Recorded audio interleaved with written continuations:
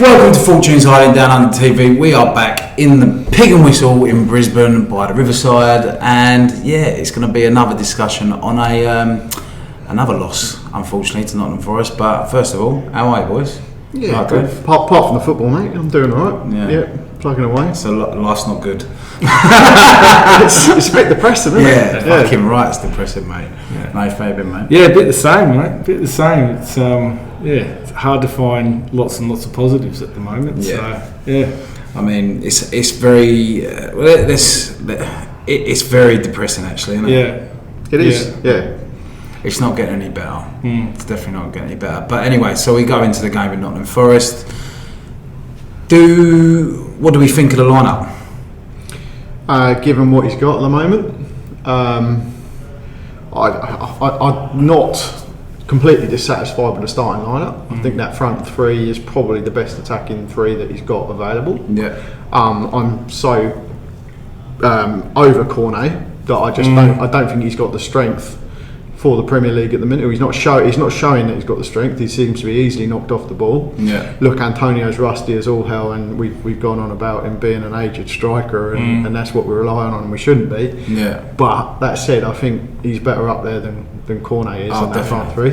I think you can see with what he brought to the table on during the game that like he there's something there that like if he's got another game or two under his belt, like he might beat a defender and then he can shoot and score. Like he was doing what Antonio does, but there's still just not enough people around him to complement it. I don't think. Yeah. Is that fair? Or? Yeah, I'd agree with that. But there was one big change in the middle of the park. He's quite noticeable, not for his footballing ability, but it's more just his height and presence. Yeah, which is Mrs. Thomas Soucek. Potato salad was sitting on the table where it should, right? Yeah, shouldn't be on the fucking park. But well, that's what I mean. So you go, well, that starting lineup for once he's actually dropped Soucek. Yeah, that's got to be a good thing, and it's what we've all been crying out for. Yeah. It's been. On our live interactive show on Thursday, I was probably more vocal about our backline than anything else, and I'll give Areola credit where it was due. I thought he was unbelievable. He was really, really good. Zuma was dog shit again, and I thought he should have been sitting on the pine. And like I said on Thursday, like I don't understand why a player of his status in our club, he's our captain. Yeah. How the fuck he goes off at half time the week before and he's fit to start the week after is fucking beyond me. He's not fit to walk to the hospital, mate. Yeah. Well, why does he start? Dinos for me has to come in. You can't start O'Connor. Yeah. Well, you can. Well, you can. If in fact, I'd I'd fucking put both of them in at the moment, because the last time them two played together against Arsenal, we actually put in a good defensive performance. And with Ogbonna, like if Zuma's off the pitch, he gets the armband. Yeah. Right. So you can't say that there's no leadership out there if Zuma's not there.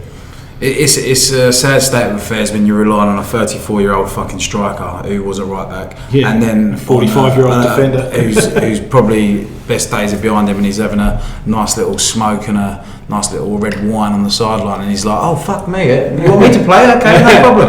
Like it's let me just put the fag down, boss. But we're very aged, and we've kind of done it to ourselves with reinforcement in that January transfer window where we didn't strengthen, and we had to. Like, you can't lose that whole left-hand side. We needed a striker, left-hand side, complete left-hand side, and obviously Soufal's not up to it either. I think he's lost the plot a little bit. But we didn't get anyone. We just got a CDM on loan who. Let's go into their goal first. The first goal in the first half. I can't fucking say his name. Omenawini again.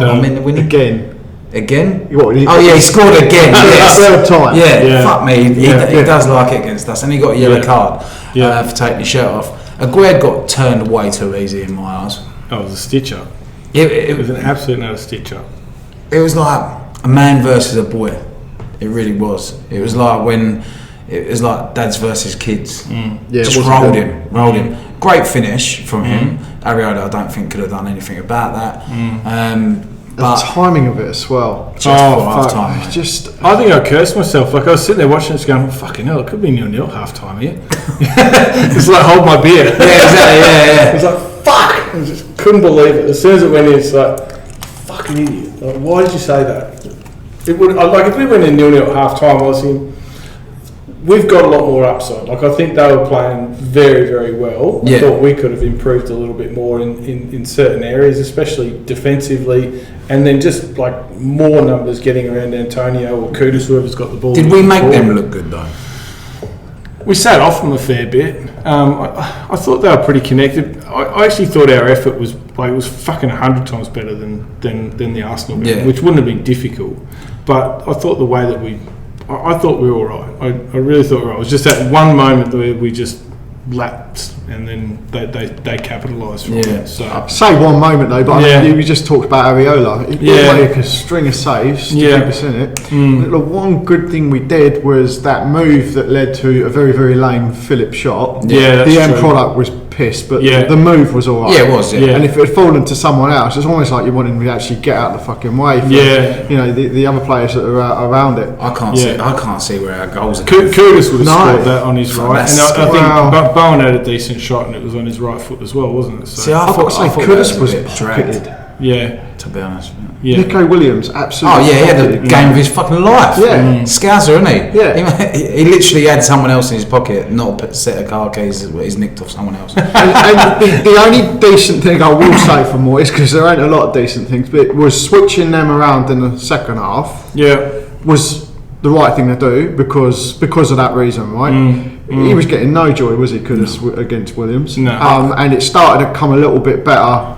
The three of them, when they moved out around, putting Antonio out wide and Bowen through the middle. Yeah. I don't know. At least that gives you the option that Bowen has played through the middle and you can swap them about. And we all know that Antonio can play on the wing because let's be honest, he's a fucking winger. Yeah. And he's not been played there. Well, he's a fullback, isn't he? To be honest, he hasn't played there for a few years now. No. So, and it wasn't really. And he's aged now as well. So is he going to be able to do, and especially coming back from injuries, you probably couldn't expect him to stay on that left. No, and if he can ragdoll a fucking centre off, like he should be able to ragdoll a bloody centre. Oh yeah, no, I agree with you, but it's just rustiness, isn't it? Yeah. So they get that. What about the one where Antonio was through?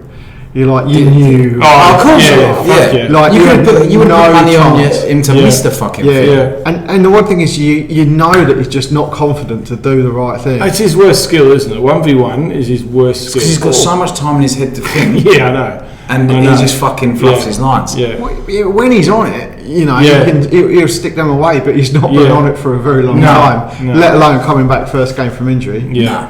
But yeah, half time go 1-0 in at half time, come back out. I feel like Phillips got that. That was a cheap yellow card. The first one. Yeah, it was. It was petulance. It was shit. It was petulance, and it kind of annoys you because you go, well, I can't remember who it was, but that Forest player that was in at him. Yeah. You go, I mean, that would fucking irritate me. Yeah. And it'd be hard not to react, but. He's gone and got himself a cheap yellow card that's led to sending off. So who's got the last laugh? Old mate that's gone in for no good reason, trying to wrestle the ball, or it's that kind of shit that winds me. But I don't know what you guys thought, but every single call that went against us, we got a yellow card for. I thought that ref was a bit harsh in that regard. Like, it's hard to say that the cards weren't there, but then some of the things where they fouled us, like they weren't being called as yellows. Well, that's what annoyed me. It wasn't really the yellow cards, it was the battering that Antonio was getting. Yeah, that's exactly and it was right. just being completely ignored. Yeah. What about Mo Kudus when he was on the fucking wing and the geezer literally just went boom, straight in front of Lino, and Kudus was like, what the fuck's going on? That was a blatant push. You can see his arms go like that. Right in front of the lineup. That's what I'm talking about. I was like, how the fuck's he not doing that? Sufal copped 2 elbows in the chops, and one of them is pissing blood. And they're all booing him, and he's got blood pissing out of his fucking nose. Come on, really? Dumb pricks. Yeah. Especially you don't want to laugh at that check, man. He'd fucking come and murder you in your sleep. Well, he's not the kind of guy to roll around over nothing, is he? No, no, he's not. Yeah, there's definitely players in our squad that do, but he's definitely not one of them. Right? Yeah. And then 2 minutes later, Mr. Phillips Yeah. The Yorkshire pudding, as Marshall, West Ham fan TV said. I thought that was fucking brilliant. It's a shame because he is a bit like Yorkshire pudding, but without the fucking gravy, because he is dry as anything at the moment, mate. Yeah. And he basically put in for that challenge laziness. It was mistimed, and it's 2 minutes after getting the first booking. That is absolute fucking nonsense from a international midfielder. Absolutely. So do you Come on, think hold that your head down, the midfield Roberto's got some legs? Yeah, I reckon give him some gloves. Fucking see if he's any good nets, mate. It's sad to think, isn't it? It's depressing. Could it have possibly gone any worse for him? His start. No. Like, I mean, his first game, like a couple of minutes in, he's gone and it's sharpness of mind, not just sharpness of body. Like, if you haven't played for that long, it's. You said laziness. It's just obvious sort of. It's a lazy tackle, mate. It's the whole I'm going back to the first game he was responsible for a goal, the second game he was responsible for a goal, and now he's got a red card to boot. Yeah. All of those incidents, you go, well, it's not. He's lacking a sharpness of mind. And he's obviously, call it lazy, call it tired, whatever it is, but it's... Would Man City pay fucking whatever millions they did for him after watching him after these results, man? Fucking no chance. He won't be going back there. Mate, as an Englishman, the only thing I can take out of this is it's probably a wake-up call for Gareth Southgate to go, actually, because he probably would have taken him without any fucking he would have, yeah. Match practice at all. It's a wake up to Gareth Southgate to go, well, he's clearly not up to the task. Yeah, No. I agree with that. No. I agree with it, mate. Yeah, And I think there's no upside to West Ham now. The only upside for any of this is for Phillips to get some match sharpness, so he's not as shit come May. yeah, but I don't want us to be a fucking breeding club for No, England. nor do I. Like, 100%. Get fucking fit yourself, mate. Yeah, there's no upside to us as a club. And now we're going to miss him for another game. So what we're going to miss? yeah, true. Well, yeah. but then you Well, make. you know what it but means, what I'm saying is right? you're missing You know who's 500 coming grand. in. You know who's You're coming missing in. 500 grand. You know who's coming in for him, don't you? Oh yeah, we do lurch. But and then Forest again. They break on the attack. I think they should have got one just before that. They scored actually as well. I think if I remember rightly, that there was another breakaway counter attack that he fucked up. And then anyway, so then go into the last couple of minutes and actually let's talk about subs first. Yeah. What do you think? Oh, look, I was kind of... Well, he had to go for it, didn't he? Right? At the end of the day, like, you can't just sit there and, keep bringing on defenders. Like, he was having a fair dinkum crack. Like, every person he was taking off was a defender for another attack. First time for everything. Yeah, you're not wrong. It's one of those things, though, for me, is like, okay, you go down to 10 men. Like, what was in his mindset before that? Like, who was going to come on to try and change the game? And I'd have loved to have seen Ings get probably more time than he did with 11 men on the park. So maybe Phillips comes off. He was laughing when he came on. Ings. He was like, are you fucking sure? 3 minutes, mate. Yeah. Like, taking a piss. Oh no, yeah, actually, I saw It was shit. it was It was like, why are we bothering? What? Yeah, it was like that. it was, wasn't it? It's Like, here we go. I think the ankle's up a little bit. Why are we doing He this? took Zuma off for Ings, didn't he? Right at the end. Yeah. And then you had Well, Sufal came off for Johnson, and who went into Suchek went into the middle. But I can't remember who that was for.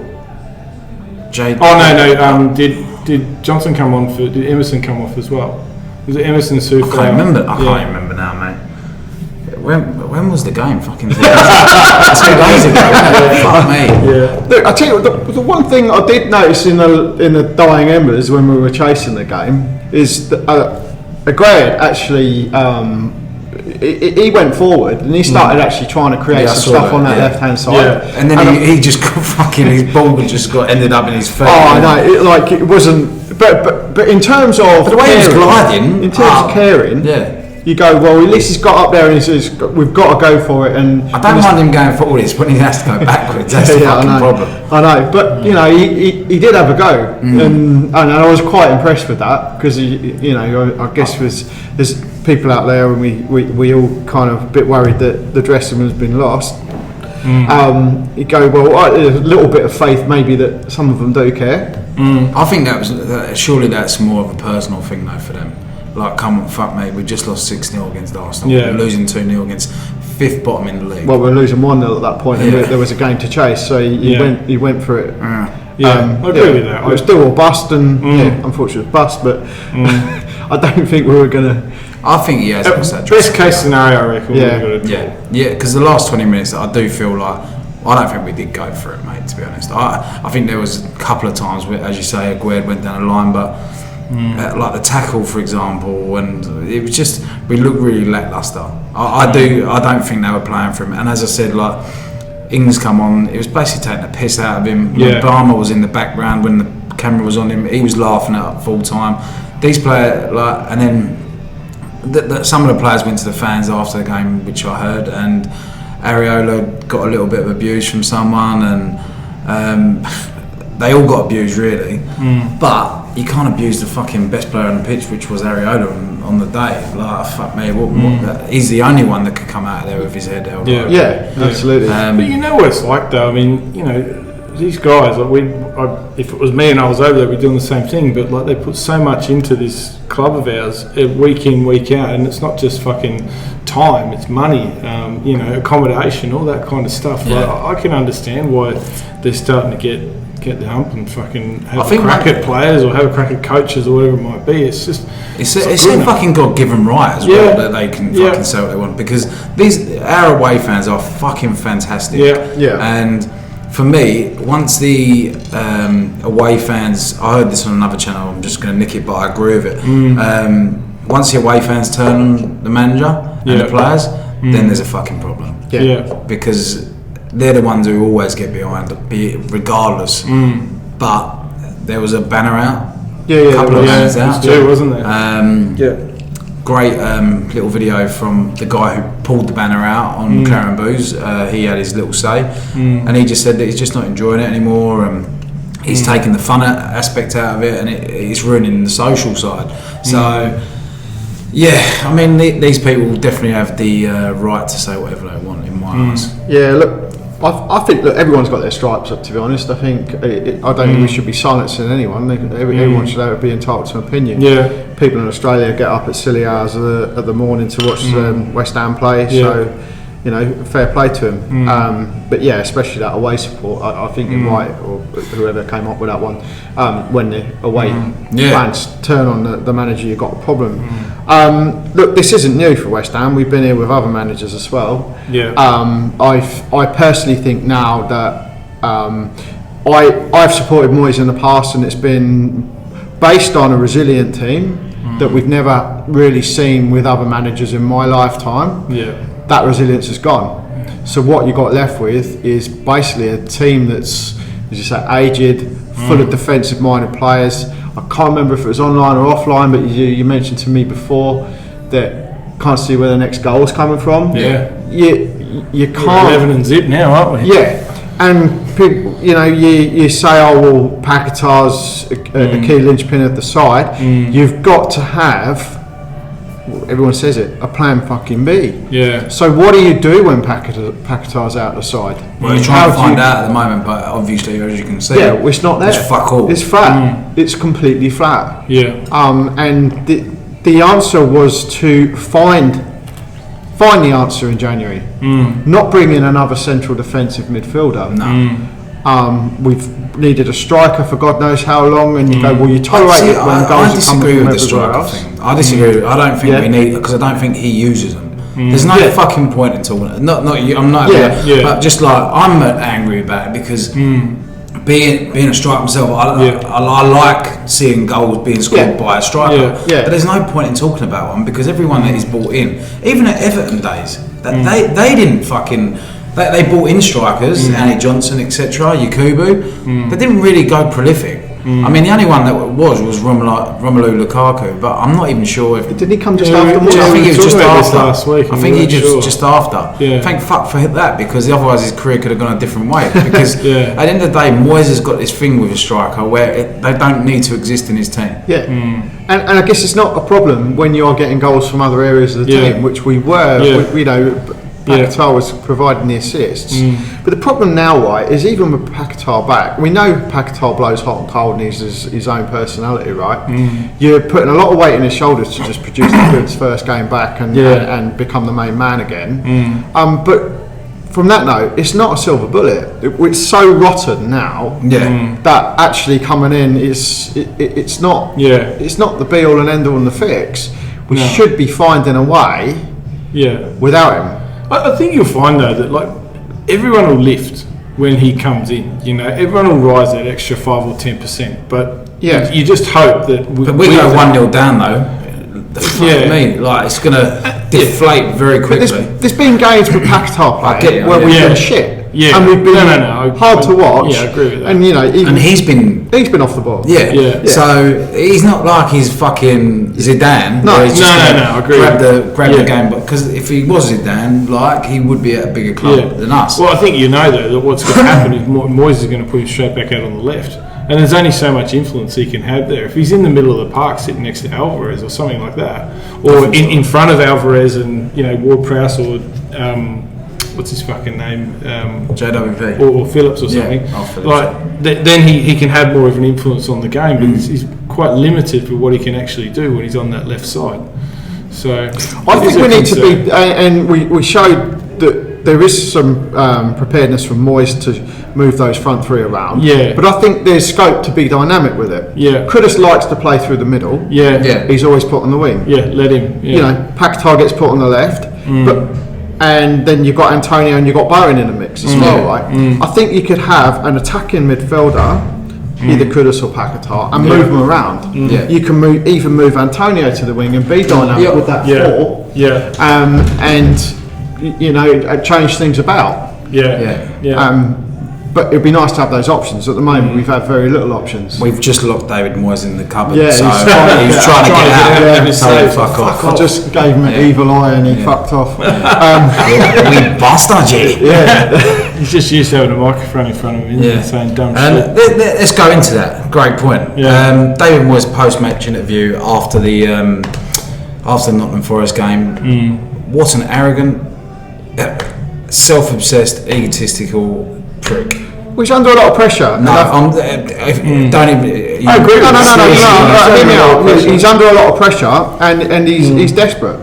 No, he's desperate. I don't think I'm not condoning it. But what are you to do? I think his numbers up. If he's got any pride, he would walk now. Surely. Well, mate, if he was smart enough, he would have known that winning that cup is where he's peaking, right? It's like that's where I get out, you know. And then like you think about like how many people or clubs change managers would have grabbed him at that point in the middle of the season, right? They're not like that's when everybody looks, and that's when you get appointed and off you go. And look, some people probably would appoint before that because we all know that Europe's played right at the very end of the. The most of the domestic seasons are finished. You make a good point. I don't think he walks away now in a good state, does he? No. That's what I was saying all along. He's fucking his legacy with us, and then with where he could potentially go in the future. So I'm definitely not condoning it. But I'm just saying, if you're in his shoes, I get what you're saying. What do you do? There's different ways of saying it, mate. Right? Like, and think about what he said. He just basically mugged all the fans off. Like, I don't care if you're desperate or not. You've just alienated yourself more. By saying because us and basically what he's saying to all of us is just go look at the stats, people. And you know what? I don't reckon there's any West Ham fan out there that is not disagreeing with the stats. They're really good, but that's not the fucking problem. No. And when you turn around and say things that it's like, well, I know we're 0-8 so far for this year, but I win games. Like, fucking stupid. You can't say something like that. You can't fucking say something like that when you haven't won a game this year. That's what I mean. Like, how many games have we got now? 7 or 8? Really? It's not the times I've pulled that one out of the fucking bag. And he pulled another one out of the back pocket, as he always does. We've got a cup. We do, but it's not the only fucking cup we've got. There's a couple of others. Yeah, exactly. Bigger ones than the fucking one you won and all. You're talking about the Intertoto. FA Cups, European Cups, but it's just like, I just find the arrogance of the man. It's the manner how he said it. He's looking straight down the. It was just like he was saying it to us, and I was just like. Yeah. And then you got all the fucking pundits at the moment jumping on his fucking defence, and it's just Chris Sutton, like we spoke about. He's a fucking numpty and all. Yeah. But like, they do not watch us week in week out for 90 minutes like what we do, and it's painful. And not only is it the football been painful for a long time, now the results are becoming a lot more painful. 5-0, 6-0. You can't be 5-1, 4-1, 3-0. Like fuck me, that's too many. The resilience is gone. What he brought to the club was stability, resilience. He could back up what he was saying. Like I don't lose 2 on the bounce, like I don't lose like more than 2 games. Well, unfortunately, you and there was definitely a time, you know, if you go back halfway through last year and then previous to that, like you'd struggle to find a time where we lost by more than 1 or 2 goals. We wasn't in a relegation battle last year. Yeah, but we were still we weren't losing by a significant amount of football. generally it was the old goal. We were still sort of resilient, and you could see a way through it. At the moment, you go, well, can't see where a goal's coming from. You know, like you're just waiting for defenders to make a mistake and go, oh, "Fuck, here we go." He sees it coming from a fucking JWP free kick or a corner or some check on the end of it. That's all. That's where it's got to now. We're relying on someone who hasn't scored a free kick in fucking God knows how. Let someone else fucking take it. Do you know what I mean? Let Kudus have a go. Do something different. Paquetá, whatever. Kudos leaving Ajax after scoring a fucking hat trick in the Champions League or whatever it was. I tell you what summed up our game though, right, was where that fucking, like, I don't reckon Ward-Prowse could have done much more with that free kick, and then you see fucking Cornet, his fucking legs up here and the ball's going underneath right? He's got air shot to fuck, mate, wasn't it? And he had his eyes on it the whole time. It's like a blink right at the last second, but and then he looked really pissed off with himself. I'm like, fucking hell, mate, you just should laugh at that, because if you're pissed off thinking that you've just missed out, that was terrible. I never thought that was a good signing. I always thought it was a cheap option. We were chasing Kostic all summer. That's true. And we ended up with. I think that was just a cheap option. I don't know who the fuck he was really. I didn't mind him. I was quite happy with it, to be honest. But like a lot of our players, they depreciate in value, and fuck me, as you see with him, definitely depreciated. I just don't understand the Sullivan thing, because he's a businessman that is watching his money go down from one man. If he's the one in power to change it, and he can't see, unless he does see it and he don't give a fuck about the money. That's the only thing that comes to my mind with him. Like, but you can, if he doesn't give a fuck about the money, like that, Osman would be at our club. So so many different ways you look at it. I don't really subscribe to that. I think he had a good game at the weekend too, didn't he? Osman, I'm not sure. I sort of tuned out now because I know he's not coming to us. But it was just like things like that. It just like there's something that's fundamentally wrong. It just fucking stinks between our recruitment team and our owners. Like if we let 2 people go out the door and we cannot even agree on 1, if not 2, to bring back in, you're going, what the fuck is going on there? And then not to even look at our fucking youth and go, surely there's a couple of attack-minded players in there that we might be able to fucking, put on the bench, give them some opportunity to. So they're not going to play. Yeah, it's just dumb. Like we've only got ourselves to blame for the situation we're in, and I'm not blaming myself. Collective. I'm joking. Yeah, that's what Moyes said. I win games. I win games. We're no family anymore. We bastard. But we're on to Brentford at the weekend. Really? And Mr. Ivan Toney obviously is going to have a field day, I'm sure, against. I think our back line is probably older than the Wall of China, and I think the Wall of China actually has more fucking movement in it, to be honest. so I'm not looking. Well, it does what it's supposed to do. Doesn't it? Keeps the rabbits out. Keeps the Mongolians out. I'm not going to say I'm looking forward to it, because I'm not. But they've got Man City in the week too, I think, haven't they? Have they? Yeah, I'm pretty sure they do. Good. So hopefully there's an injury or a red card or something that fucking does us a favour, because we'll need more. I bet they were so happy when they saw Phillips get sent off. Oh, fucking, he's going to miss the game against us. Yeah. Bullshit. No, it's I'm not- obviously fucking. Yeah. But yeah, we've also had an awful lot of new subscribers this week. I think we've gone over about 100 in the last week. So welcome to the show, welcome to the channel. Hopefully you're enjoying the content today. Hopefully it's a bit light. They play Wednesday morning for us. They play Sydney. So thank you for subscribing anyway. But yeah, another week done, another loss. Anything you boys want to say? I'm glad he was looking up content then, because for a minute I thought, fucking, we've lost him. He's texted his missus. I was like, we're home soon, mate. We're still online, dude. That's what Kevin Nolan does when he's on his iPad. He's not looking at text. That's fucking shit. Look, mate, it's a bit of an effort after that shit show at the weekend. So well done for turning up, boys. So we've got a Thursday interactive show. So if you're in the UK, it'd probably be around what time? About 10 in the morning, is it? Think about that, yeah. Yeah, about 10 in the morning. And obviously for anyone in Australia, it'd be about 8:30 after standard Eastern time. Is that right? I think so. Yeah, it's about that. Yeah. Brisbane time. Brisbane time. Yeah, there you go. But thank you very much to new subscribers. Thanks for joining in.